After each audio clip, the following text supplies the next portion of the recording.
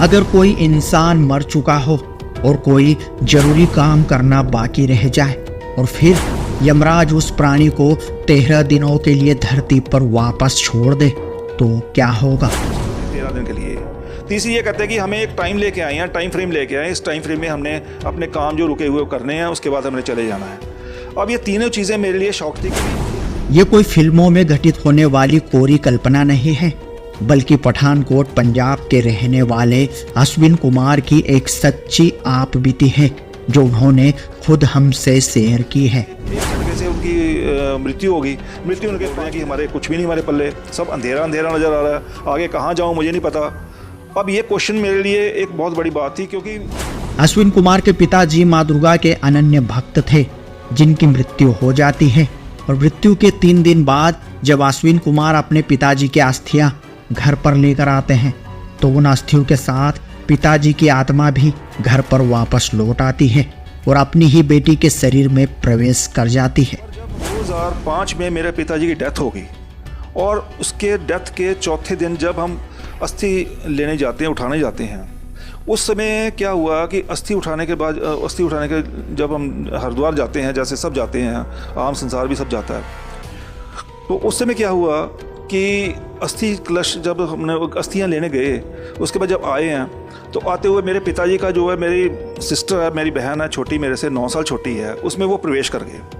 प्रवेश करने के बाद वही बातें करते थे जो जिनको मेरी सिस्टर ने कभी आज तक देखा नहीं, कभी उनके साथ मिली नहीं, उनको भी वो नाम लेके बुलाती थी जैसे मेरे पिताजी बुलाते थे। हमें कंफर्म हो गया कि ये पिताजी हैं हमारे। उन पिताजी बीच में उनके जब आए हैं तो उन्होंने आगे वो बातें की हैं जो मेरे एक शौक थी, मेरे लिए एक बड़ी शौक वाली बात थी। अश्विन कुमार के पिताजी को लगता था कि माँ दुर्गा ही जगत जननी है और यही मोक्षदायिनी है, लेकिन जब मृत्यु हुई तो उसके बाद पता चला कि जिस भक्ति साधना को अश्विन कुमार के पिताजी सर्वश्रेष्ठ साधना समझ रहे थे वो तो कुछ भी नहीं थी। ना तो इस साधना से उन्हें कोई आध्यात्मिक लाभ मिला था और ना मरने के बाद मोक्ष जैसी कोई उपलब्धि हासिल हुई थी। जब मैं उनसे क्वेश्चन करता था कि बेटा ये आप बताइए कि ये दुनिया और ये ब्रह्मांड कैसे बने हैं, उनको इस बारे में जो नॉलेज थी जो आम सबको थी, तो उस समय हमारा यही था कि भी जो शेरावाली है, जो माता रानी है, इससे बढ़कर कोई भी दुनिया में इनसे बढ़कर नहीं है। चाहे ब्रह्मा विष्णु महेश है, चाहे कोई देवी देवता है, सारे इनके अंडर ही हैं। और जो दुनिया बनाने वाली जो है ये दुर्गा ही है और इसके सिवाय कोई नहीं। आखिर वो कौन सा जरूरी कार्य था जिसे पूरा करने के लिए अश्विन कुमार के पिताजी की आत्मा अपने घर पर वापस लौट आई थी? अपने पिता की दुर्गति देखने के बाद अश्विन कुमार ने ये ठान लिया था कि अब तो वे वास्तविक मोक्ष मार्ग का पता लगाकर ही दम लेंगे। मैंने ये मन में ठान ली कि अगर तो या तो मेरे पिताजी से बराबर कोई होगा, वो इस क्वेश्चंस का आंसर सबका देगा, इस प्रश्नों का सारा आंसर देगा, और दूसरी बात कि या तो उनसे बड़ा होगा वो देगा। इसी खोज के कारण मैंने जितने भी सत्संग टीवी पे आते हैं, चाहे वो सुधांशु जी महाराज के आते हैं, चाहे आसाराम जी के आते हैं, चाहे वो मुरारी बापू जी के आते हैं, चाहे वो किसी भी धर्मगुरु के आते हैं, मैं देखना शुरू कर दिया और मैंने क्वेश्चन सेट कर लिए कि ये क्वेश्चनों का आंसर जो दे देगा वो या तो मेरे पिताजी से बड़ा होगा या वो मेरे पिताजी के बराबर होगा। तो ये क्वेश्चन का आंसर किसी ने नहीं मुझे दिया। आइए जानते हैं पूरी आप बीती खुद अश्विन कुमार से। नमस्कार जी। क्या नाम है जी आपका? मेरा नाम है जी अश्विनी कुमार शर्मा। अश्विनी जी कहाँ से आए हैं आप? मैं पठानकोट पंजाब से हूँ जी। सर आपसे जानना चाहेंगे संत रामपाल जी महाराज जी से नाम दीक्षा लेने से पहले आप क्या भक्ति साधना करते थे? ऐसे है कि ये मैं बात यहाँ से शुरू करता हूँ कि हमारे घर एक मंदिर है फूलों वाली माता का, और वो मंदिर जो है दुर्गा का मंदिर है, शेरावाली का।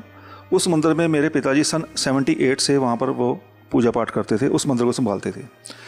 और उस मंदिर को जो है वो इतनी देर से संभाल रहे थे, और उस समय मेरी जो उम्र थी उस समय 5 साल की थी, 11 साल की थी। जब मैं उनसे क्वेश्चन करता था कि बेटा ये आप बताइए कि ये दुनिया और ये ब्रह्मांड कैसे बने हैं, उनको इस बारे में जो नॉलेज थी जो आम सबको थी। पर मेरे बाद ये जो है सन 78 की बात है, उसके बाद क्या हुआ, वो मंदिर जो हमारा बना है वो एक चमत्कार के अनुसार हमें वो मेरे पिताजी जो है वो बहुत क्रिटिकल बीमारी में थे, वो ठीक हुए थे। तो उस समय हमारा यही था कि भी जो शेरावाली है, जो माता रानी है, इससे बढ़कर कोई भी दुनिया में इनसे बढ़कर नहीं है। चाहे ब्रह्मा विष्णु महेश है, चाहे कोई देवी देवता है, सारे इनके अंडर ही हैं। और जो दुनिया बनाने वाली जो है ये दुर्गा ही है और इसके सिवाय कोई नहीं है। पर जब 2005 में मेरे पिताजी की डेथ हो गई और उसके डेथ के चौथे दिन जब हम अस्थि लेने जाते हैं, उठाने जाते हैं, उस समय क्या हुआ कि अस्थि उठाने के जब हम हरिद्वार जाते हैं, जैसे सब जाते हैं, आम संसार भी सब जाता है, तो उस समय क्या हुआ कि अस्थि कलश जब हमने अस्थियां लेने गए, उसके बाद जब आए हैं तो आते हुए मेरे पिताजी का जो है, मेरी सिस्टर है, मेरी बहन है छोटी, मेरे से 9 साल छोटी है, उसमें वो प्रवेश कर गए। प्रवेश करने के बाद वही बातें करते थे जो जिनको मेरी सिस्टर ने कभी आज तक देखा नहीं, कभी उनके साथ मिली नहीं, उनको भी वो नाम लेके बुलाती थी जैसे मेरे पिताजी बुलाते थे। हमें कंफर्म हो गया कि ये पिताजी हैं हमारे। उन पिताजी बीच में उनके जब आए हैं तो उन्होंने आके वो बातें की हैं जो मेरे एक शौक थी, मेरे लिए एक बड़ी शौक वाली बात थी। एक तो उन्होंने कहा, बेटा हमारे पल्ले कुछ नहीं रहा, हमारे पास कुछ नहीं है, आध्यात्मिक कमाई कोई नहीं है हमारे पास। दूसरी बात उन्होंने कही, बेटा हमें ये नहीं समझ लग रही है कि हम कहाँ जाएँ। 13 दिन रहे उस मेरी बहन सिस्टर में, 13 दिन के लिए। तीसरी ये कहते हैं कि हमें एक टाइम लेके आए हैं, टाइम फ्रेम लेके आए हैं, इस टाइम फ्रेम में हमने अपने काम जो रुके हुए करने हैं, उसके बाद हमने चले जाना है।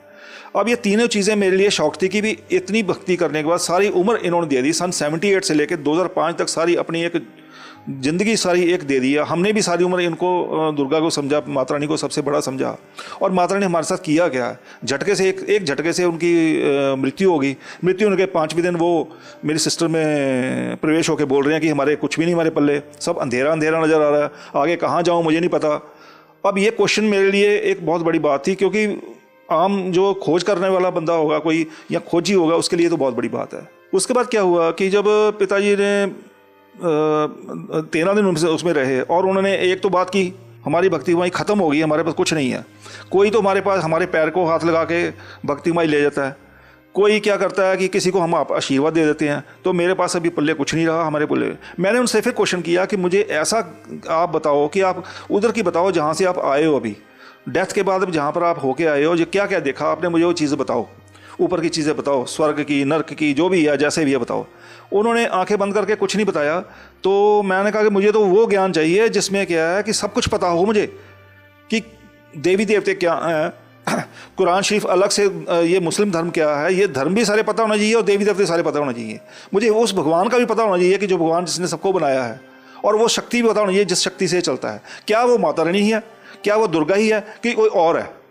पर इस चीज़ का जो है वो अब नहीं पता लगा, क्योंकि उनको इस चीज़ का नहीं, वो बता नहीं पाए। उन्होंने क्या किया, मुझे अपना नाम उपदेश दे दिया कि ये नाम उपदेश ले लो, ये नाम उपदेश लेके आप भक्ति करो, और इस भक्ति के कारण फिर आपको पता लग जाएगा, सारा कुछ पता लग जाएगा। पर मुझे उससे कोई लाभ नहीं हुआ। मैंने क्या किया, मेरे पास कोई सोर्स नहीं था। मैंने ये मन में बैठान ली कि अगर तो या तो मेरे पिताजी से बराबर कोई होगा, वो इस क्वेश्चंस का आंसर सबका देगा, इस प्रश्नों का सारा आंसर देगा, और दूसरी बात कि या तो उनसे बड़ा होगा, वो देगा।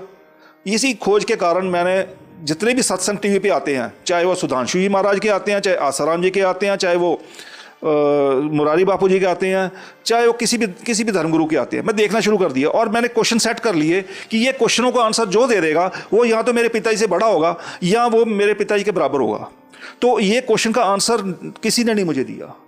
सर, हम आपसे ये जानना चाहते हैं कि आप इतनी सारी भक्ति साधनाएं करते थे, आप बता रहे हैं कि आपके पिताजी कठिन साधना करते थे, आपके पिताजी चमत्कार करते थे, आपके पिताजी के बराबर आप किसे मानते नहीं थे। आपका मानना था कि अगर आपके पिताजी के बराबर कोई मिले और उनसे आगे की कोई बात बताने वाला मिले तो आप उसको मानो।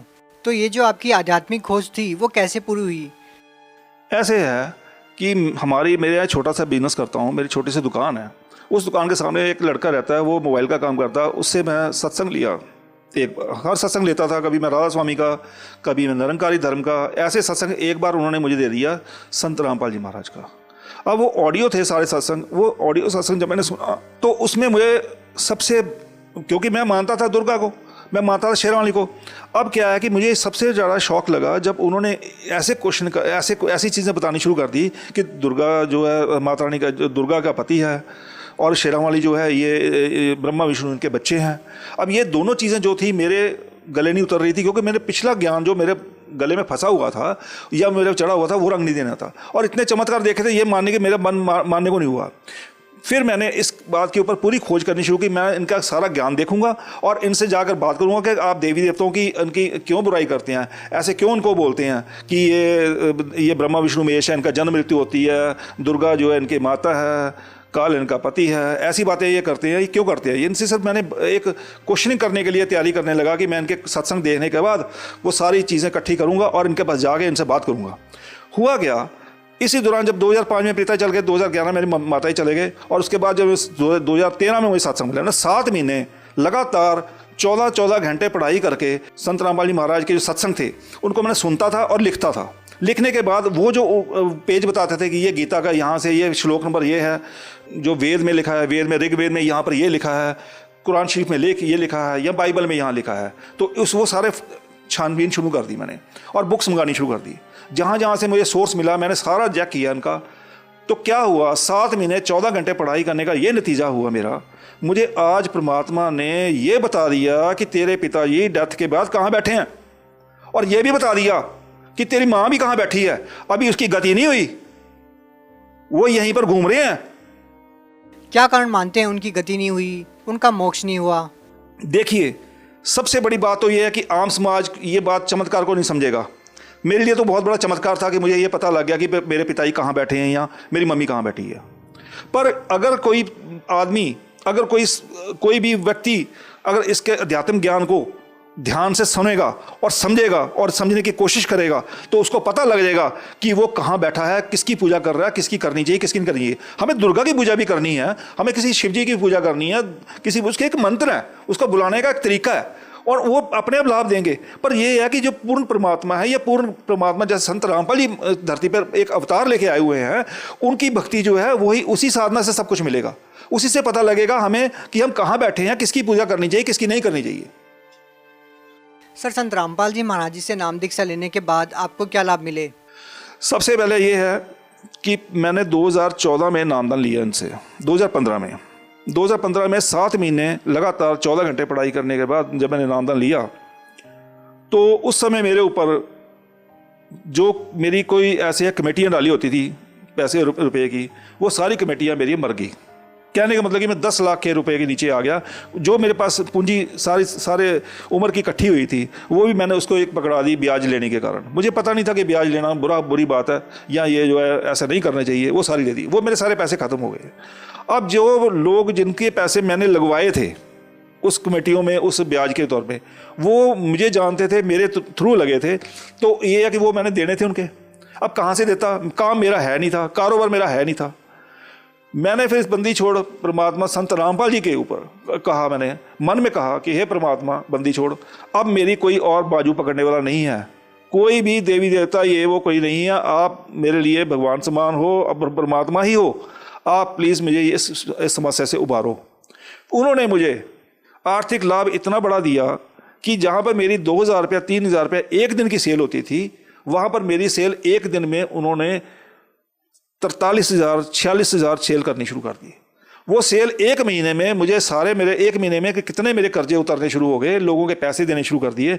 आज मुझे उनके नामधन लिए तो हो गया, मुझे उनके कर्जे देने के बावजूद भी आज मैंने प्लॉट भी ले लिया, आज मैंने अपना और चीज़ें 5-10 लाख रुपए जोड़ भी लिया। तो 3-4 साल में लोग कहते हैं मंदी है, लोग कहते हैं कि जो पूरा विश्व है मंदी की ग्रस्त में है। तो मुझे परमात्मा ने ऐसे चमत्कार दिए हैं कि मुझे अगर 100 रुपये मैं जेब में होता, 100 रुपये खर्चता हूँ, तो बाद में 100 रुपये फिर बचता है। अब ये कैसे बचता है, ये संत रामपाल जी महाराज जानते हैं। संत रामपाल जी महाराज जो है उनकी दया से सब कुछ हो रहा है, उन्होंने ही बताया। सर, ये तो रही आर्थिक लाभ की बात। आपसे जानना चाहेंगे कि जैसे कि कई लोगों को भूत प्रेत की समस्याएं होती है, कोई नशे से ग्रस्त होता है, बहुत सारी समस्याओं से लोग घिरे होते हैं, क्या इस प्रकार के कोई लाभ भी आपको मिले हैं? देखिए, मैं तो शुरू से नशा करता नहीं था, क्योंकि हमारे घर मंदिर है, तो शुरू से हमारे वहाँ पर बैन है। हम तो लहसुन प्याज भी नहीं खाते थे, तो मीट तो दूर की बात है। तो ये जो नशे की जो लत है, ये आदमी को उस समय छूटती है जब उसको ये पता लगता है कि इस ज्ञान, अगर मैं नशे की लत अगर मैं नशा करूँगा तो मुझे क्या, उसके ऊपर जो मुझे क्या दुख मिलेगा, क्या परेशानी मिलेगी। सर, एक सुप्रसिद्ध मंदिर के पुजारी आपके पिताजी रहे हैं और उनके द्वारा लाखों लोगों के साथ चमत्कार हुए हैं और लाखों लोगों को लाभ भी मिला है, जैसा कि आपने बताया। बावजूद इसके एक संत से जुड़ना जो जेल में है, ये अपने आप में एक हैरान करने वाला नहीं है? देखिए, संत जेल में है कि नहीं है, जैसे आपने अभी प्रश्न किया, संत जेल में है कि नहीं है, इसका पता तो उसको है जिसने उनको परखा है। मैंने उनको अच्छी तरह परखा है। जैसे कहते हैं कि किसी चीज़ को बर्तन भी लेने जाओ और उसको टनका के देखना चाहिए, ठीक है ठीक है, ऐसे उनको मैंने परखा है। 7 महीने कम नहीं होते सर जी किसी संत को परखना। संत रामपाल जी महाराज को उनके ज्ञान के अनुसार इतना परखा मैंने कि कोई मेरे से ऐसी गलती ना हो जाए कि कहीं मैं यहाँ से उठ के वहाँ बैठ जाऊँ, वहाँ पर भी कुछ ना हो। तो इसलिए मुझे ये पता है कि सब कुछ यहाँ पर जो उनके पास ज्ञान है, जो उनके पास नाम है, वो किसी संत के पास, किसी के पास आज तक दुनिया में नहीं है।